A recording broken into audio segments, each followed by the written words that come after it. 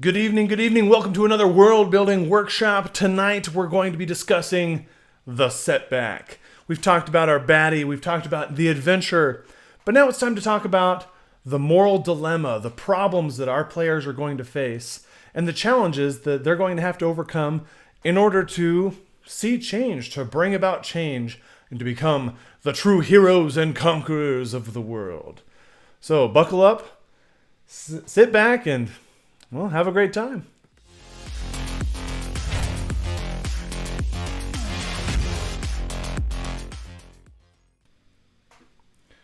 Welcome, everybody, to a world building workshop with me.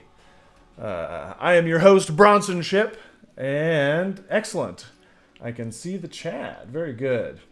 So as you can see, the channel looks a little bit different. It looks different every week as we do our best to grow a little better with every session. Let me zoom out of my ugly mug a little bit. Yes, there we go. Excellent. Just trying to help the channel get a little better every week so that we can enjoy what we're making together. So, first and foremost, when we're talking about setbacks, right? The setback, this could have a number of scales that we're talking about. This isn't just like, oh no, we've encountered the log that is splayed across the road. Like, no, there's more to it than that. There's a wide variety of things that we could be referring to. And it really boils down to what it is that we're trying to accomplish. What's the point of our setback? Because if we're just throwing setbacks at our players for the sake of creating friction, creating problems, then okay, like that's fine. I suppose that's the point of all setbacks, is to create a friction point for our players so that they can see themselves grow and become more. But for us as dungeon masters and story makers, the intent is really to create situations for our players to grow and become more, to bring about change. And really, it boils down to creating conflict. That conflict that we create can come from any number of places, but whenever we're creating conflict, there's a couple of ways that we can do that just offhand, right? And so I'll get my fat hand out of the way so we can see that. But conflict could come from quests that we give our players. Naturally, that is kind of the adventure, right? The combat, so our players facing off against the villain, and then puzzles, which is really how our players are interacting with each other, right? So quests is how they're interacting with your story, or you, rather, since that's who you are. Combat is how they're interacting with your villain. And then puzzles is really how they're interacting with each other. Because these three different types of encounters, we can use these to help our players feel out their character, feel out the story, and become more, like we've said. Upping the danger of a wild area. That's exactly right. And that's the whole point, right? We use any of these things to help create that tension, right? Upping the ante, if you will. That's the whole point. Especially with, here's a quest that is going to directly progress the story, right? Our combat encounters is where we're going to encounter kind of major chapters, climactic story points. Points in our story where we need, all right, we're going to devote a session to fighting the big bad evil guy. Okay, cool. Sounds good. And then, of course, puzzles. I would say that we could use puzzles or utility encounters. We could call it utility encounters. And this is really our primary filler, right? This is where we encounter our players having to deal with each other, having to overcome problems. Okay, so now that we've got that kind of general what is conflict? How can we generate conflict? Let's talk about the why. And with the why, or the purpose behind conflict, there are... hey, excellent. We're glad to have you, John. There's a variety in the future. I need to make that chat box larger because I can't see you very well. So, something to note for future reference. Excellent. So when we're talking about conflict, there are 4 S's that we really need to know. And the first is, what is the start? The start of our conflict. And this is the catalyst, right? And we talked a little bit about MacGuffins last week when we're talking about adventure, right? The MacGuffin could be what lights the fire under our adventurers' backsides to get them right on down the road. And that could really source kind of from the story. Or that's a great, like, why are we doing what we're doing? But remember, the whole point of this is back to the basics of like building a campaign. And so when I'm talking about our 4 S's here, this is really going to be a lot of, okay, we're thinking campaign wide at this point. We need to be thinking from the perspective of like, okay, there are bigger things at foot, because of course there are setbacks, combats and puzzles within single sessions. That's good and important. But let's think about the broader picture for just a little bit, because we kind of cover the single sessions with our adventures episode. So if you're curious about that, go check out episode 3. But when we're talking about the start, this is, for all intent and purposes, our catalyst. This is what lights the fire, the ignition point. I think there are entire books and things about ignition point. What's really setting things off. And if we're thinking from the perspective of conflict, that's probably what the villain is up to, right? Because our villain, of course, is our antagonist. They are antagonizing our players. So whatever it is that they are doing, our villain, whatever it is that they're doing, whether it's for the sake of our edgy rogues out there, like, you've killed my parents and burned my town. Okay, excellent. It's an exceptional catalyst, right? We've got things started. Now it's time to go a little bit deeper into the next S of our setbacks, and that's scale. When we're talking about scale, this is the idea that there are things beyond your capability. So there's like, if you are level 1, you should not be fighting the Elder Thing, and it's not your job, bud. Like, don't worry about it. And so it always bugs me, actually. Small insight into me. It bugs me when I'm reading a book and they like, okay, random Joe Farmer from Farmersville, like, here's this MacGuffin, go conquer the world. And you're just like, that's so cute, right? That's so cute. Would the first 5 be the same as the hook? Brad, I gotta go over here real quick. Would the first S be the same as the hook? Yeah, it really could be. Brad, that's the S hook. The start, our catalyst, it really is kind of what is going to pull our players into this grand adventure. So, something to consider.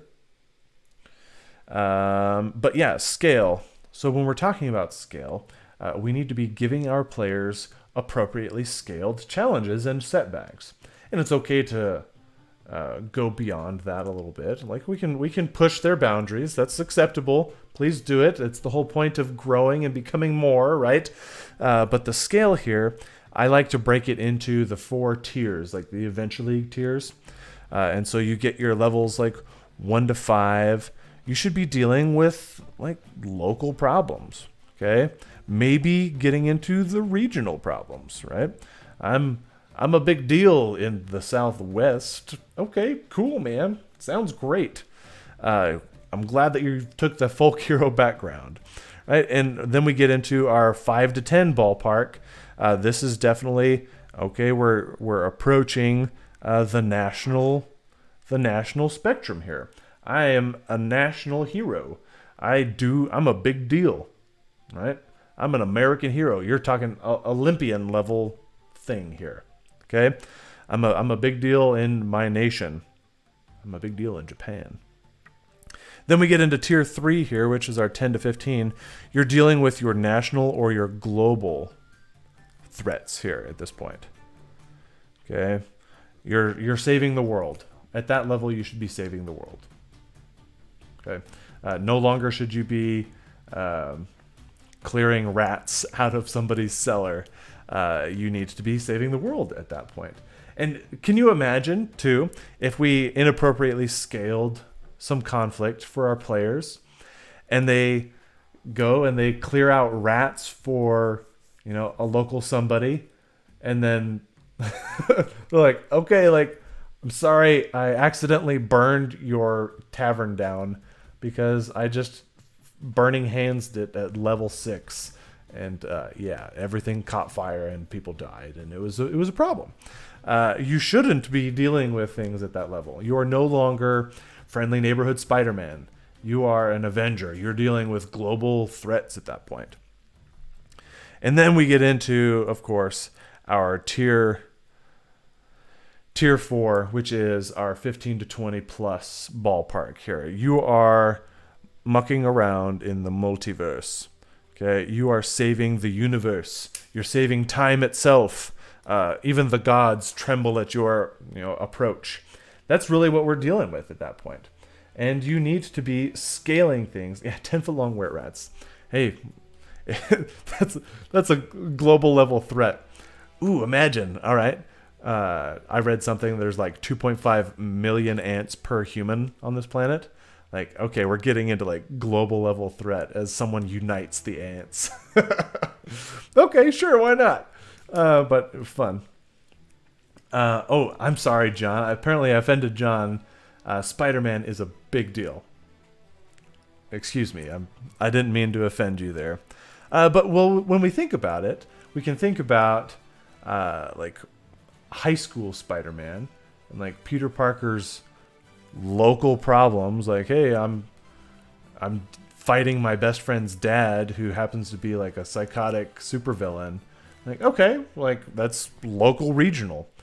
Spider-Man doesn't go to Boston, right? Spider-Man doesn't go to Chicago. He just mucks around in New York. He's a local hero. But then he gets pulled into kind of he gets pulled into the Avengers because of friends and associations that he makes. And as he levels up and he gets some cooler gear, next thing you know, he's an Avenger and he's doing Avenger things with Iron Man and the Big Six, and he's doing cool stuff. So, like, there's definitely a scaling there that we see, and it's fun to watch that, and it's fun for your players to experience that. What's more important, right? Because that's who we're writing for here. And of course, all of this is really referencing the third S, which is the stakes. What's at stake? Right? We're going to talk a lot more next week about feeling the stakes and what's at stake and the impact of failing to step up. Tyler, do you think it's important to let your PCs know along the way how they compare to common folk? 100%. Tyler has said here, hey, how can we? Is it important to show that we are no longer common folk? Yes. And the reason for that, we talked a lot about this last week, is in the I like to use the Dan Harmon plot circle because it's so easy. There's like 8 steps to it. It's cake. But the whole like last half of the plot circle is really defining how your protagonist, your players, are no longer who they were when they set out on the adventure. Okay, so they've got the who I was before, and they've got the catalyst. This is what starts them on the adventure. And they go on this grand adventure and whoop-de-woos through there, and then they come home and they realize, like, oh man, like, we are not who we were before. We've become more, or we've become less, maybe. I've had a few campaigns where your adventurers set out with like these noble ideals, and I absolutely truck them with like story quests and moral dilemma, and your players come home and they're like, "Oh, I'm sorry, Mom. I didn't become the hero that you wanted me to become." Yeah, exactly. So Brad in the chat and YouTube has the exact point of it. I think that Bilbo is a good one. Bilbo comes home, but Bilbo was always curious. Like, he was always a unique individual. I think that a better representation of the changed hero is actually Frodo. Because Frodo and the friends, they get home and like they try to go back to the normal life. They try to go back to drinking at the tavern and talking about gourds and like living normal life. And Sam tries to become a gardener again, and like he gets married and has kids and stuff. And Frodo feels so separated from that. He feels so separated from the normalcy because of the absolute crap that he went through to cast the ring, okay, to get rid of the ring. Yeah, definitely, Stephen. I do feel that Frodo represents the changed hero a little bit better than Bilbo, because Bilbo was always a ding dong, and like everyone was just like, "Oh yeah, Bilbo's a ding dong," like whatever. You know, the only people that ever stood up for Bilbo were like the Gamgees, and like that's it. But like when Frodo comes back, and everybody's like, "Yeah, we're just living life, like wherever you went for a year, whatever." But Frodo is definitely changed, and changed so much that he's like, I'm out. I'm going to the Westlands. Like, this place is dumb. And so like he moves on because he could no longer fit into the scale that he came from. And so I know that like that devolved and we just like progressed out the window there. But it's definitely important for your players to see that. So express that to them. A great way that we can express that is with NPC and roleplay interaction, right? When even kings quake at their approach, right? Your sorcerer steps into the room and he's got his cool cloak and his diadem that like has like flame and shadow casting off of it, and like his gauntleted boots or whatever, I don't know.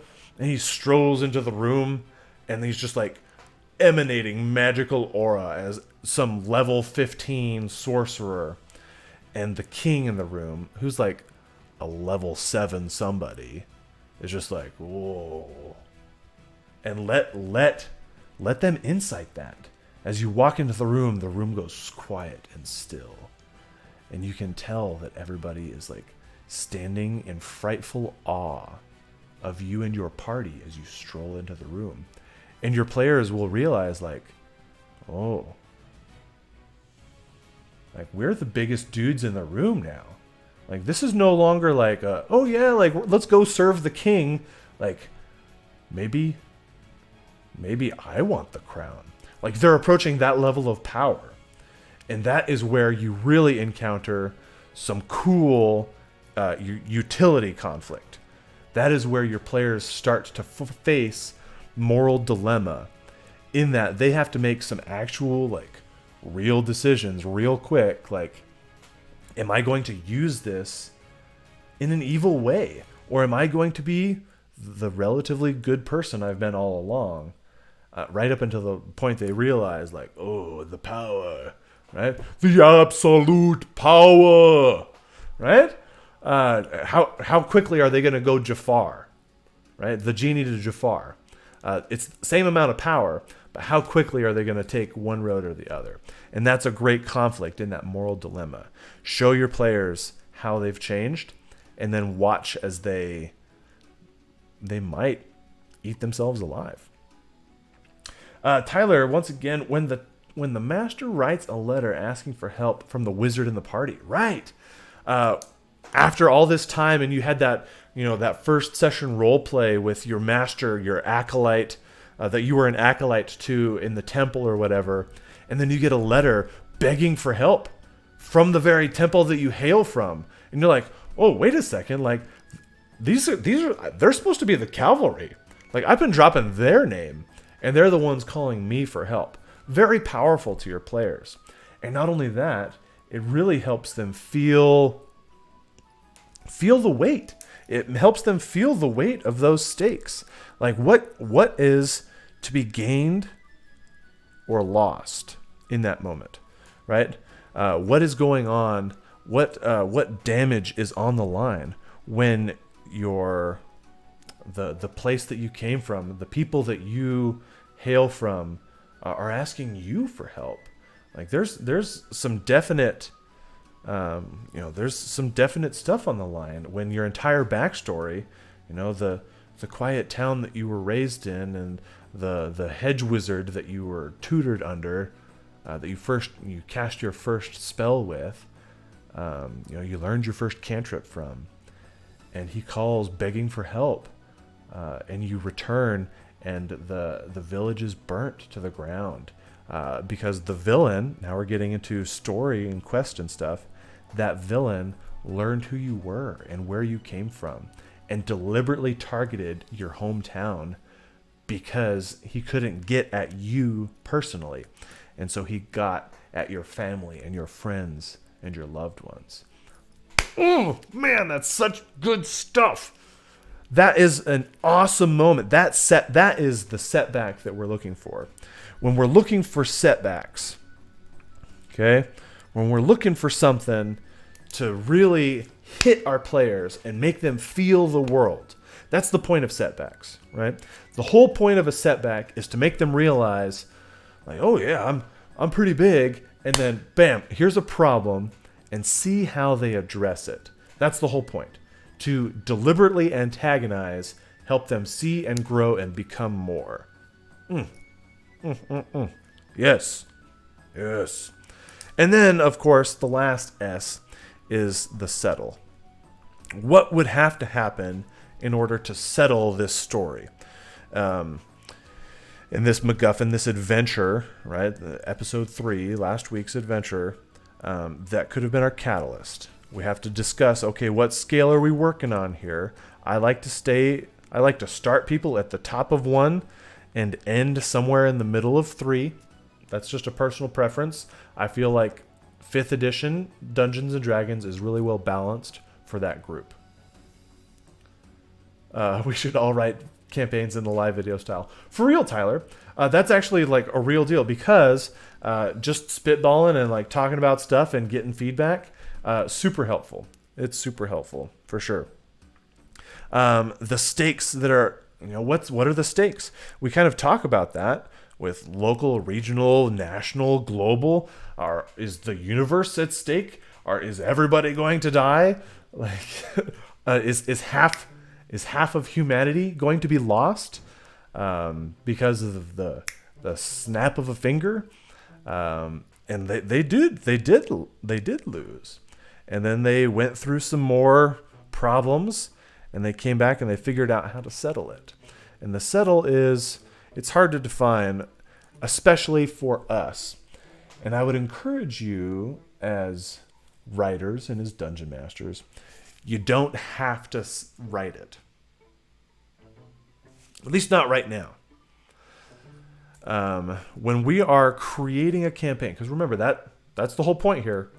That's the whole point. We're back to the basics, what it actually takes to write a campaign.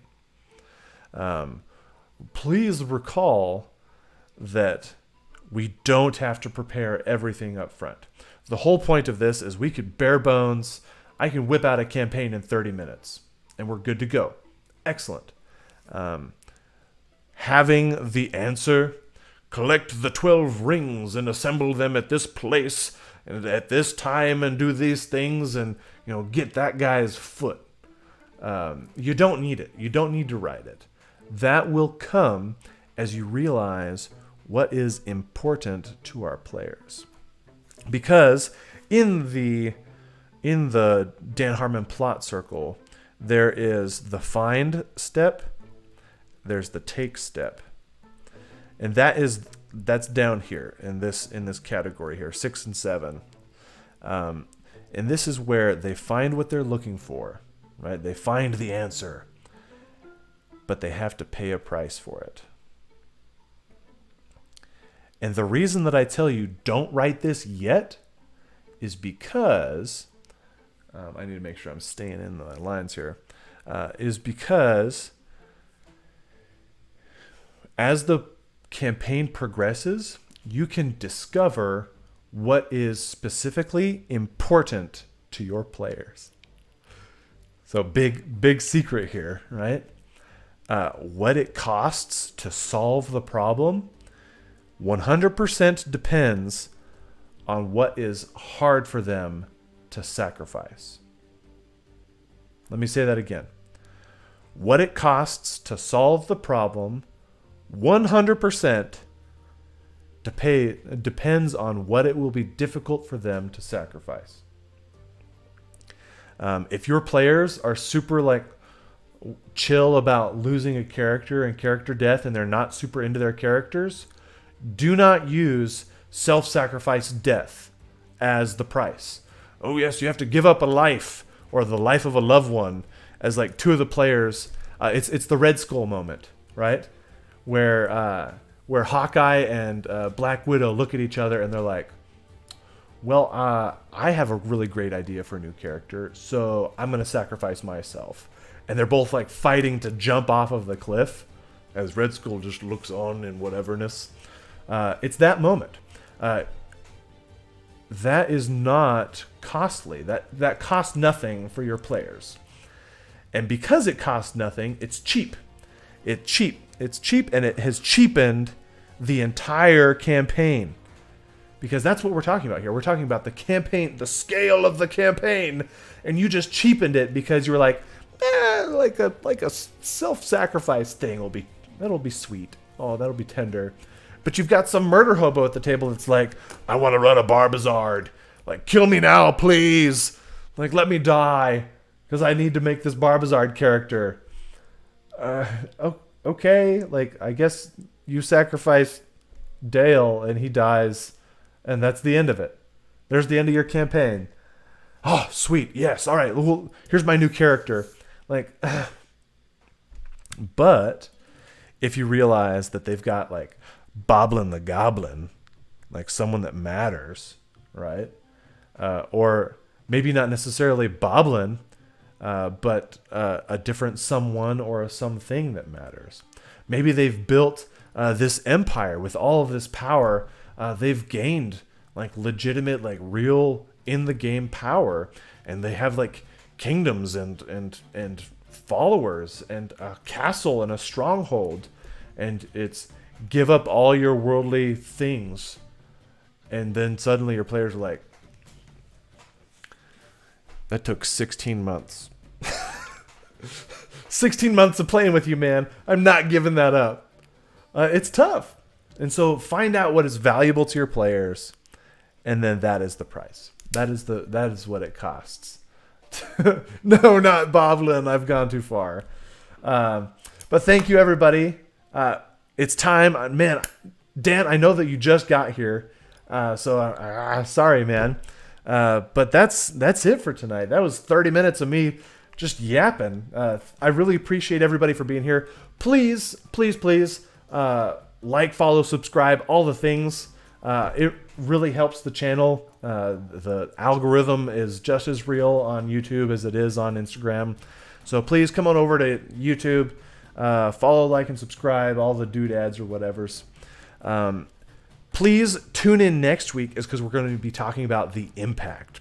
So now we've talked about the stakes that are available, what they have to do to overcome those, the setbacks that they face. And tomorrow, or next week, I wish it was tomorrow. Next week is going to be specifically the impact and helping our players feel that impact. John, I appreciate you being here. Thank you so much. Everybody, I had a great time. This was a fun one, even if it was just me mostly chit-chatting. I'll work on the text box so that the chat box is a little bit bigger so that I can see that, because I got to get my spectacles, but I can't wear my spectacles because of all the lights I got on in here. So yeah, we'll get all that straightened out. But everybody, thank you so much for being here. Have fun. And as always, take care of your players.